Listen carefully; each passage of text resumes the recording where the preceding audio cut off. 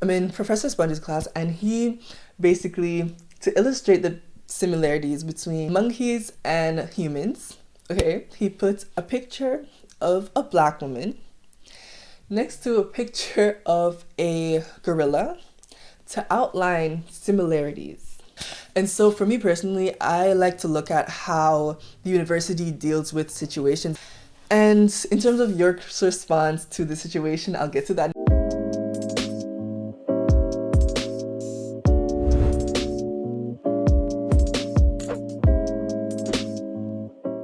So hello and welcome back to All This Jazz. So today we're going to be talking about my first year experience at York. So if you don't know, I go to York University for kinesiology and health science, and I just finished first year. Hallelujah. So exams are done.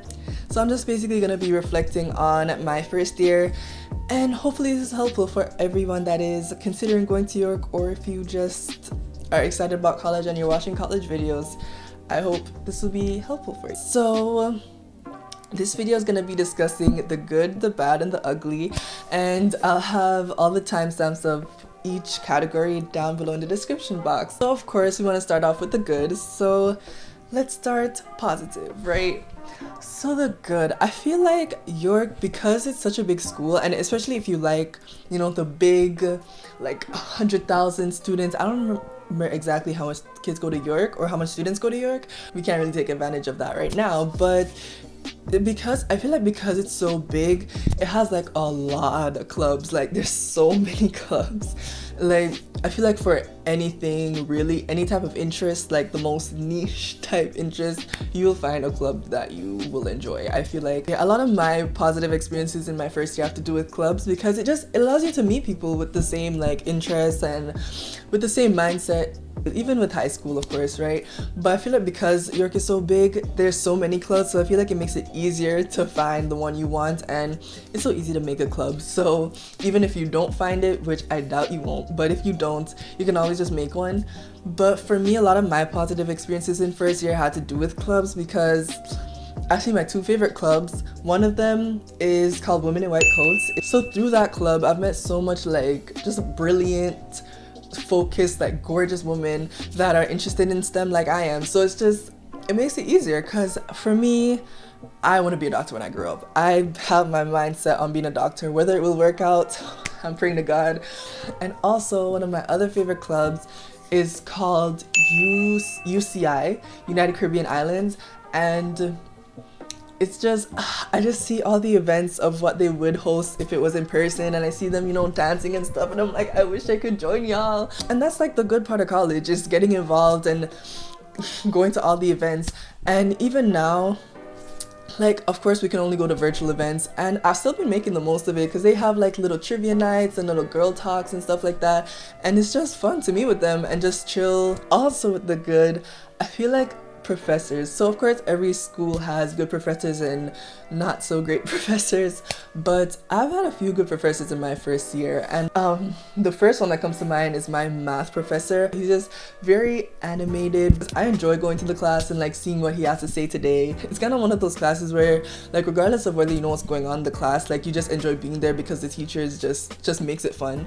One of my bio professors was also just laid back and just kind of, I don't know, I just enjoyed his teachings. It wasn't the most upbeat or interactive, but he was just laid back and stuff. So now that we've discussed the goods, now it's time to talk about the bads.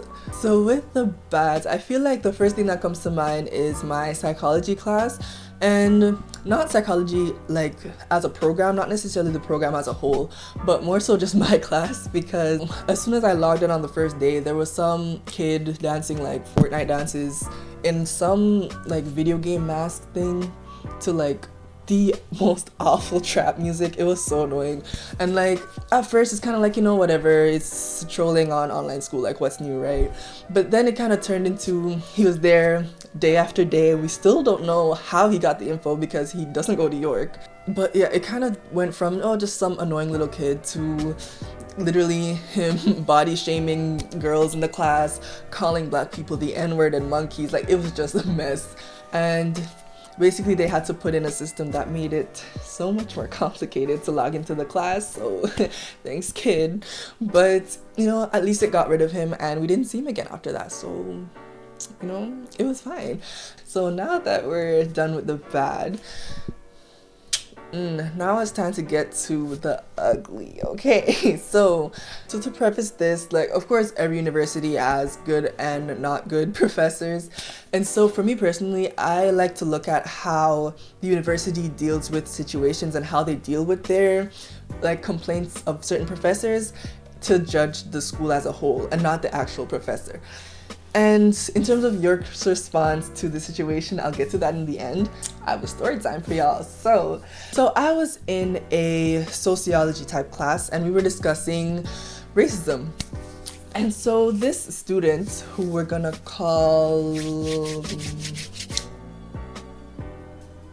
I don't know if y'all can hear that, I'm sorry, who we're going to call Sony. Okay, so basically Sony was like, I actually have a professor that perfectly illustrates what we're talking about. And so the teacher was like, oh really, what's going on in that class? So basically, to give some background, me and that student both picked 2 biology courses, one for first semester, one for second semester. So our second semester biology is about evolutions, populations, ecology, that type of stuff, right? Great. So basically we're talking about evolution, and with my teacher, my science teacher, that I said that I enjoyed his overall presence or whatever, his classes, he talked about it in terms of the humans. He talked about, who did he talk about first? Not the humans. He talked about the monkeys, the gorillas, and whatever first. Then he talked about Neanderthals and some other mixture of in-between stuff, and then the humans, right? And personally, I don't believe in evolution because I'm Christian or whatever, so I just learned this to pass the class. But that's how he explained it, and it was very crystal clear, but not Sony's professor. So Sony was like, yeah, I'm in Professor Sponge's class. And he basically, to illustrate the similarities between monkeys and humans, okay, he put a picture of a black woman next to a picture of a gorilla to outline similarities. So at first I thought Sony was lying because I'm like, there's no way. There's no way. I've heard of racist professors in all schools across Canada, but I really Sony's like, yeah, and we basically brought it to his attention. We're like, sir, you can't do that, that's kind of racist, what are you doing? But Professor Sponge was like, well, this is how I was taught back in my day of learning about evolution, so I just think it's only fair to stick to these traditions. So obviously that don't make no sense, right? Because times change. We should all know this. They basically said to him, well, if the whole point is to explain the similarities between humans and gorillas, then why not just replace the picture of the black woman with a picture of a white person? What's the issue there? And he gave the same excuse. He kept saying, well, this is how he was taught and blah, blah, blah, blah, blah, whatever, right? So Sony's friend, who is also in that class, emailed the teacher to educate him because people can be ignorant sometimes, especially with older white men who don't really understand certain microaggressions and stuff. It's apparently he's not a bad person. So I've never had him in a class, but apparently he's not necessarily a bad person. He's just a little bit ignorant because he doesn't understand, ignorant in the actual sense, just not knowing. And so Sony's friend, who was also in the class, kind of took it upon herself to be like, okay, outline the problems, explain to him why this is an issue, right? So Sony's friend basically outlined everything that was wrong, sent it to him, and basically the email was like, hey, this is why you can't do this. Black people as a whole, but especially black women, have been compared to monkeys, gorillas, just all of those sorts for ages as a way to demean black people. So you have to understand that this will come off as offensive, basically outlining it in a very diplomatic way. She also outlined that if the point is to outline the similarities between humans and gorillas, why not use a white person, right? So Professor Sponge gave an even worse excuse. So he said, So, we all know that white people have been in the forefront for so long, and I just feel it's important to give minorities representation, and using a white person would just be pushing that whole narrative that minorities aren't in the forefront, so it's important to give them representation. What? like, if representation is being compared to a monkey, you could keep that. Because basically Sony, which was the person telling the story, his friend who wrote the email, and a bunch of other classmates basically sent an email to the Department of, I think the Department of Science, something like that, I don't know. But basically Mr. or Professor Sponge's boss or supervisor, and they're outlining that, hey, like, our teacher is comparing black people to monkeys, like, what is this? And so York stepped in, and as I said before, I like to judge a university in terms of how they deal with problematic professors, because a lot of universities like to defend their problematic professors. I was really watching to see like what someone was gonna say York did, right? So not gonna lie, York came in clutch. They went to him and they said, listen, like, you cannot be comparing black women to monkeys, like, hello. Also, they stood with the student that wrote the email about using white people. They were like, if you want to compare gorillas to humans, then why not use a white person? Like, she's completely right, use a white person. But Professor Sponge, he still wasn't about it. He was not about to use a white person. But they were like, well, regardless, you have to take that picture down. At the end of the day, those type of professors, I don't believe represent the majority of professors, but what I do look at is the response of those that are higher up, and they listen. They took the time out to make sure he took the picture down. But y'all, guess what? So he took the picture down, right? He took the picture down to replace it with a shadow.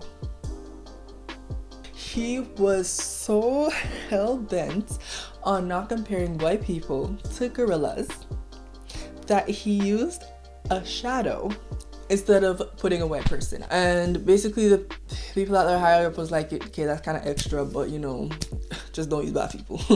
And so he had his picture of his shadow, and that was that. So to wrap up the video, would I recommend York?